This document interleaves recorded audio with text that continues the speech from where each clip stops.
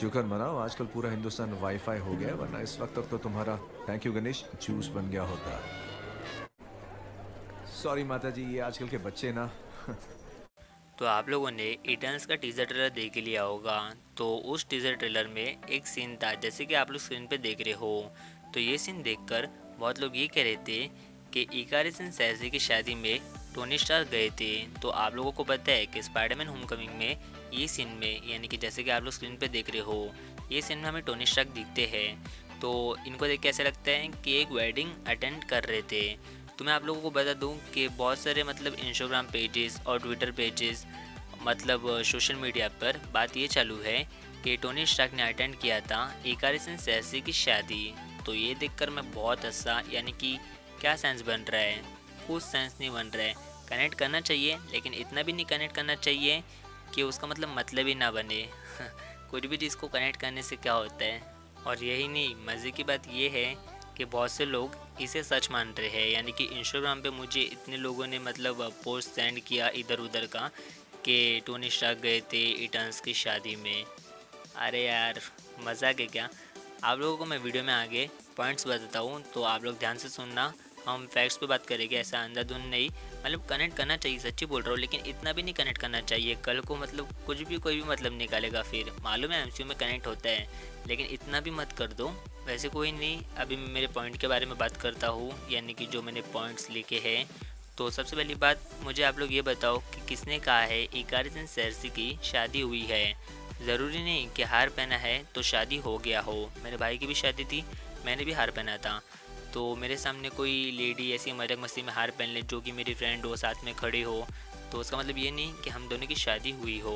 मैं ये नहीं कह रहा कि इटर्न्स मूवी में शादी का मतलब सीन नहीं होगा, होगा जहाँ तक मुझे पता है। और लव एंगल तो है ही इकारिस एंड सेर्सी का, प्लस ब्लैक नाइट भी है, तो मतलब ये सब बताएंगे वो लोग। मेरा मतलब ये कहना है कि हमें मतलब थोड़ा सा सीन देख के मतलब नहीं निकालना चाहिए। जैसे कि टीज़र ट्रेलर देखने के बाद बहुत लोग ये कह रहे थे कि इटर्न्स के टीज़र ट्रेलर में क्या था।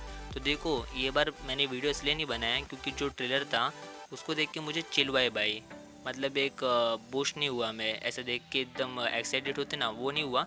इन लोगों ने टीज़र ट्रेलर में सिर्फ इटर्नल्स के बारे में बताया है, यानी कि इतने लोग मूवी में ऐसा ऐसा करके बताया। मूवी के प्लॉट के बारे में मेरे हिसाब से तो कुछ भी नहीं बताया है।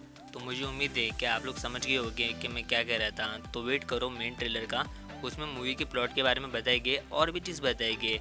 टीज़र ट्रेलर में इन लोगों ने सच्ची में कुछ भी नहीं बताया है, क्रो को भी नहीं दिखाया है और सेलेस्टियल को भी नहीं दिखाया है। वेट करो, सब दिखेगा। वैसे अब बात करते हैं मेरे सेकंड पॉइंट के बारे में, जो कि ये है कि टोनी वहाँ क्यों जाएगा, जबकि वो कोई इटर्न्स को जानता ही नहीं है। अगर वो जानता होता, यानी कि टोनी अगर जानता होता, तो इन्फिनिटी वॉर और एंड गेम के टाइम बुलाता। आप लोग ही सोच सकते हो कितना बड़ा खतरा आया था, तो तब बुलाता ना टोनी। टोनी क्या मतलब, वो लोग अगर अर्थ पे होते तो वो लोग खुद ही आ जाते। तो ऐसा मतलब कुछ सीन नहीं है मेरे हिसाब से, टोनी इटर्नल्स को नहीं जानता है। और जहाँ तक बात रही इंडियन सीन की, यानी कि स्पाइडरमैन होमकमिंग में जो सीन था, तो बहुत लोगों को लगता है कि वो इंडिया में शूट किया गया है। तो देखो, इंडिया में शूट नहीं किया गया था, जहाँ तक मुझे याद है तो वो चीज़ शूट की गई थी एटलांटा में। एटलांटा में एक टेम्पल है, वो नेम है श्री वेंकटेश्वरा टेम्पल, वहाँ पे शूट किया गया था। मुझे कास्टिंग कॉल के मुताबिक पता चला था, क्योंकि कास्टिंग कॉल में बच्चे लोग को और बड़े लोग को, ये सबको मतलब बुलाया गया था। और जो मतलब मूवी में वो लोग नेम देने वाले थे, वहाँ पे इंडिया लिखा गया था, यानी कि इंडिया ही बोलने वाले थे। तो उस हिसाब से Robert Downey junior sir India में नहीं आए थे स्पाइडरमैन होमकमिंग के लिए।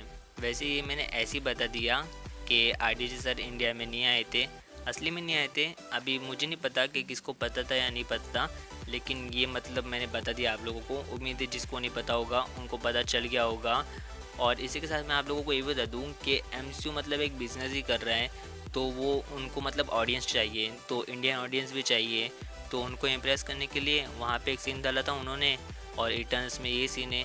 मतलब वो जो आप लोगों ने देखा था वीडियो के स्टार्टिंग में इटर्न्स में, तो हर जगह मतलब सीन है। तो धीरे धीरे ये लोग मतलब यहाँ वहाँ की ऑडियंस को कनेक्ट करने के लिए अलग अलग चीज़ें मतलब बताते रहेंगे, टेंशन मत लो।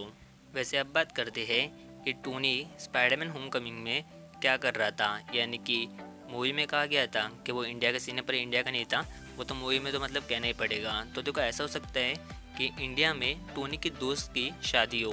तो आप लोग सोच रहे होंगे कि आयरन मैन का, यानी कि टोनी स्टार का इंडिया में कोई दोस्त कैसे हो सकता है। तो मैं आप लोगों को बता दूं, एवेंजर्स एज ऑफ अल्ट्रॉन में आप लोग स्क्रीन पे जैसे कि देख रहे हो एक सरदार जी है, तो एक नहीं यहाँ पे और भी मतलब इंडियन ऑडियंस होगी, यानी कि इंडियंस लोग होंगे, जिसका मतलब टोनी स्टार्क से पहचान होगा।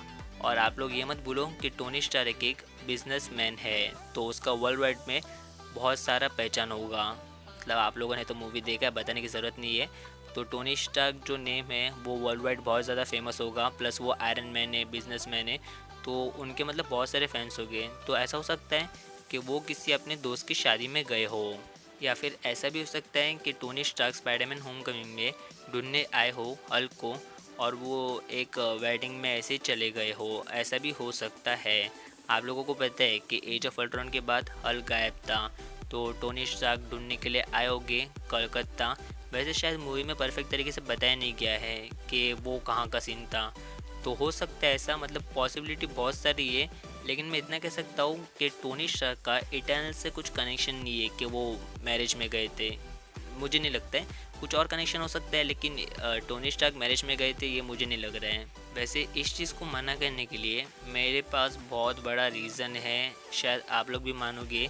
वो इशू है टाइमलाइन का, यानी कि टाइमलाइन का इशू।